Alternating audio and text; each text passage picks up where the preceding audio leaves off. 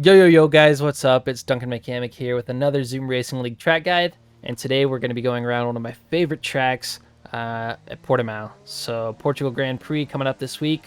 Got a lot of practice to do. Let's get right to it. So starting off your lap, you're going to stay on the left-hand side of the straightaway, and we're going to go full throttle into the first DRS zone of the track, down into turn one, where we're going to get our left feet or left shoes, left tires on the green AstroTurf, and we're going to be braking right halfway between the 50 and the 100 meter board at the 75 meter board.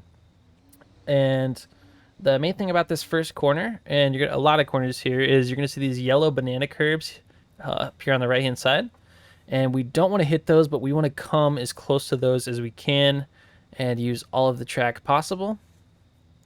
So what I like to tell people coming through this first corner is don't force it. You're going to be in 8th gear coming down to 5th or 6th. And it's really just about kind of taking it nice and easy and getting as close to this curb as you can. And really the car will carry itself through the corner and do the work for you.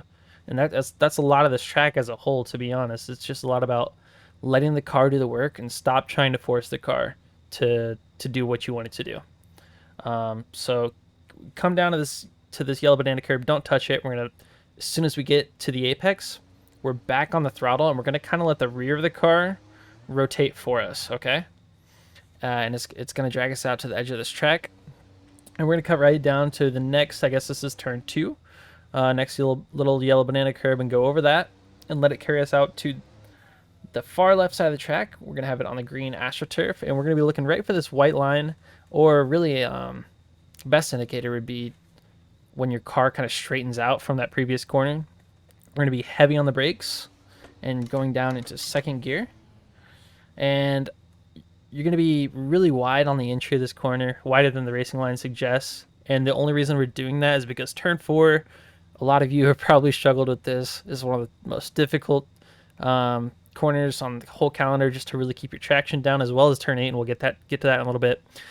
But what can make it easier is when we take this entry of turn 3 wide, we can end up on the right side of the track, and we don't want to end up over there on the left side of the track, because it's going to make the, as the racing line would suggest, it's going to make the entry into turn 4 really narrow, and it's just not easy to get the traction down. So when we take a wide entry, we're going to get the car naturally just over here to the right side of the track without having to force it.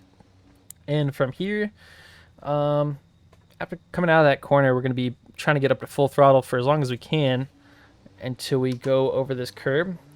And you'll find sometimes you can maybe get full throttle over this curb. You don't want to touch the red and white lines, but you're going to be somewhere around like 80 to 90% throttle as you're going over this difficult corner heading into the next DRS straightaway.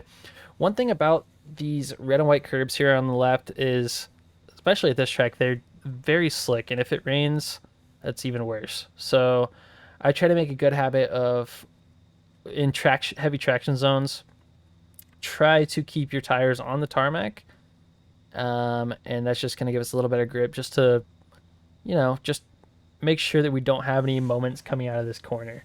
And you see it happen to a lot of people, so we don't want to be one of those people.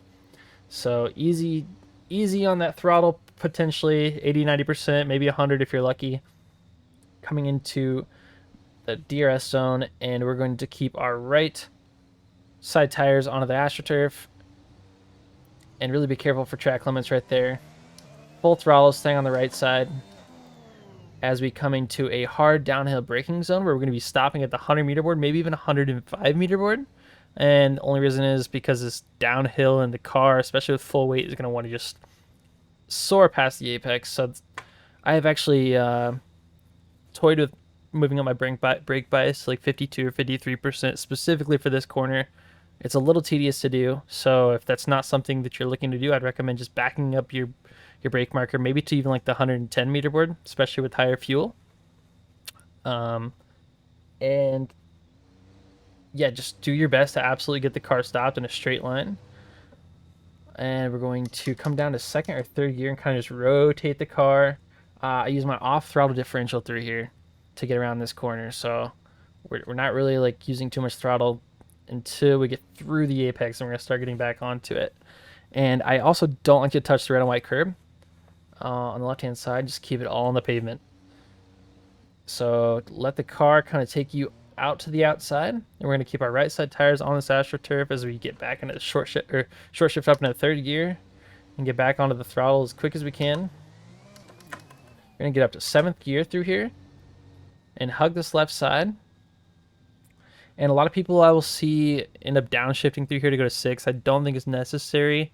In fact, it could probably even lose you time. So what I'd recommend is just staying in 7th. And if you get the right angle and you really cut down and use all the apex right here, all the way down to this yellow banana curb, you can it's just a lift through here, guys. And it's going to carry you out to the edge of the track into turn 8, also known as Samsung corner. And I'm sure that you guys are all, a lot of you probably skipped to this spot to see how does he do this corner. This is one of the hardest corners on the entire calendar, and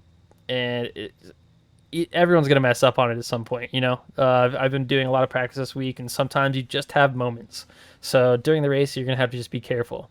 But coming out of that previous corner, really my brake marker for this is going to be earlier than the racing line suggests, and I always am going to recommend that, especially though for this corner. But the main problem I think that people have with this corner is they get this tendency to overshoot the corner and then apply more steering to compensate. And we don't want to do that. So we want to make sure to get the car slowed down, not overshoot the apex, and use minimal steering input. This corner already, we're lacking a lot of traction already. So trying to add steering input is just really going to unsettle the car. And that's where you're going to get that sliding feeling from when you try to get back on the throttle. And it's just not what we want to feel coming through here. So we went nice and smooth. We're going to slow down the car and we're going to focus on the apex. I'm sorry, focus on the exit. We're going to get down to third gear. I wouldn't recommend going to second. I've seen some people do it. In fact, I even do it. I do it sometimes, but I try to not do it just because of the lack of traction. We're going to get down to third gear and don't touch the red and white again, just because they can be slick. And kind of let the car float itself out to the edge of the track. And short shift up to 4th. And we're going to use all the track right there to minimize our steering input and really just help ourselves to get back on the throttle nice and easy. So over the corner, through Samsung, we made it up into part of the track that I think I do differently than a lot of people. And I think this is probably where a lot of you may find time. So how I take this corner is I come all the way to the left, and we're going to stay way further left than the braking line or than the racing line suggests. Literally, I've got about a car width between me and the racing line, and this is how I drive it. And I find a lot of time on the exit, and I'm sure that you guys will too. Braking point is really as soon as you come to the top of this track and you see how it's kind of flattened out. You come up that hill and you see how this track's kind of flattened out. That's where we're going to start braking, and we're immediately kind of getting our eyes focused on the apex of this downhill corner. We're going to come all the way literally out here to these red and white curbs.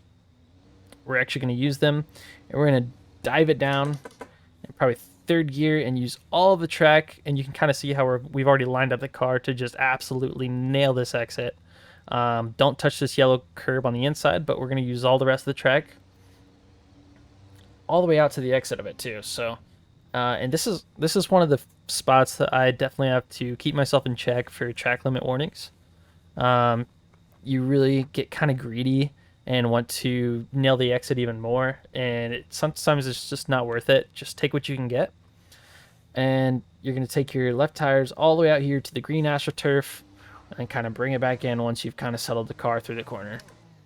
Only thing I'll point out about this left-hand corner is if you're in a league race and on your first stint specifically with high fuel, or coming out of a safety car potentially with cold tires and worn tires, the left-hander right here can be it can be a game ender for you. Definitely, you definitely can have the potential to lose your rear end and slide and DNF through here.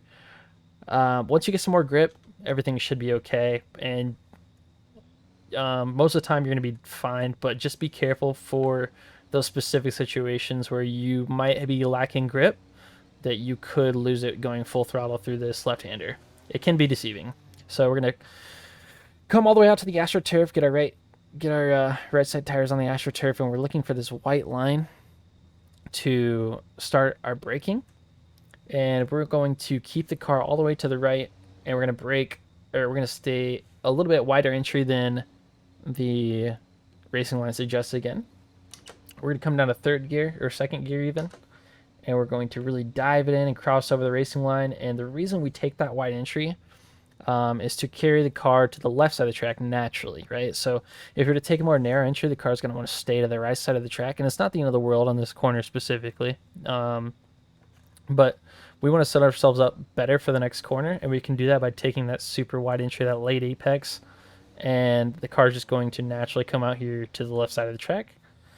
And that's kind of how I do this next corner as well. And we're going to take a super late apex, and that's because we're going into the longest straightaway on the entire track, so we want to maximize our speed. We want to get the throttle down as early as we can. So we're going to come wider than the racing line suggests, and again, we're kind of just going to dive through it down to the second or third gear, and as soon... You want to stay off the straightaway curve, I'm sorry. As soon as you can really see the track is kind of like straightened out for you, is really when you want to be like 100% throttle and getting that pedal all the way to the floor. When you are hot lapping, you're doing qualifying, or if you're doing time trials, you're going to be wanting to hug this corner coming around all the way to the finish line, stay all the way to the right. But during a normal racing lap, we're going to let the car kind of float itself out to the left to minimize tire wear, and just set ourselves up for the turn one again on the next lap, going into the next DRS zone. Just like, I forget what turn it was, but in Sector 3, the left-hander, high speed, we just want to be careful in any situation where our tires could be cold, worn, with high fuel. Coming around this corner, it could be a death trap, so be cautious. But in most cases, you're going to be fine to just go full throttle through here. Just be careful. So we're going to float the car back out to the left side of the track, cross the finish line, and that is a lap around Portimao. So now I'm going to take you guys to my hot lap, where it's not my best hot lap ever, but it is using this race setup that I'm going to supply you guys. You'll see that I have set a better time in the past. I couldn't beat it this time, but we're going to go ahead and show it to you anyway, and then we'll get to the setup after that.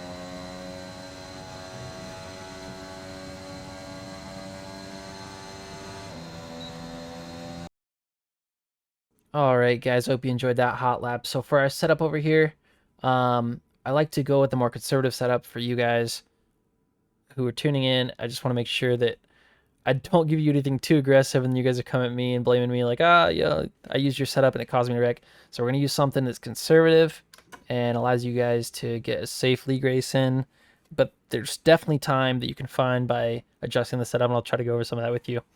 I'm going to use 8-9 wings for league racing especially. I think you could even go down to 7-8 for time trials if that's what you're looking for.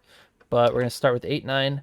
Differential on throttle, we're going to use 90, and I use 54 for the off throttle diff, and that's mainly for that hairpin down at the bottom of the hill in sector 2. If you are an absolute throttle master and you can just have super self-control on the throttle, feel free to up this to 100%. I'm not at that point yet, so we're going to leave it at 90. If we go to suspension geometry, this is super standard. We're going to go right, left, left, left with a 1 tick to the right on the front toe. If we go to suspension, we're going to run something super soft, and that's because the meta right now is a little bit towards running the stiff rear ends to kind of help you get the rear end around the corner. The problem with that at Portugal is when you do that, the rear end is really wanting to slide, and we're already lacking traction here, so we're going to run something where the front suspension is very soft, front anti-roll bar is very soft, and the rear suspension and rear anti-roll bar are actually still very soft. A lot of times you're going to see people doing like 1.6, 1.6, something like that, or 1.7. No, we're going to keep it very soft so we can keep traction. This is going to make you have maybe a little bit of understeer, but if you're wanting that extra speed and you want to mess around in time trials a little bit, feel free to up the rear suspension, up the rear anti-roll bar a little bit. And also, if you are struggling through turn 8, one more tip I can give you, and turn 4 as well. Sometimes if you're messing up your line a little bit, I've got a feeling that the tires are actually not all four making good contact with the ground. And if that's the case, what you can do is you can up your ride heights. This is going to cause you to definitely lose time on the straightaways, and it's going to mess with your suspension and the feeling of the car a little bit. But if you are struggling, and you cannot get that line right, this is like last resort, up your ride heights, and I have found that you will get some relief from that. But try to stay with the 1.6 if you can. Brakes are very standard. We're going to use 50% brake bias. That's the meta right now. 100% brake pressure.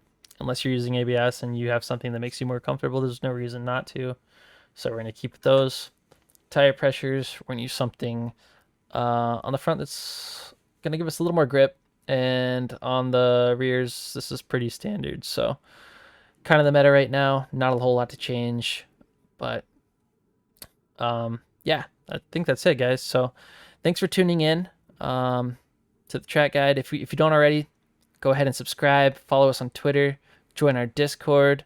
If you want to get involved in league races, we've got spots available. We race every Saturday and Sunday. Yeah, guys, get involved. I hope you enjoyed the track guide. If you have any comments, questions, or concerns, leave them in the section below. And have a good one. See ya.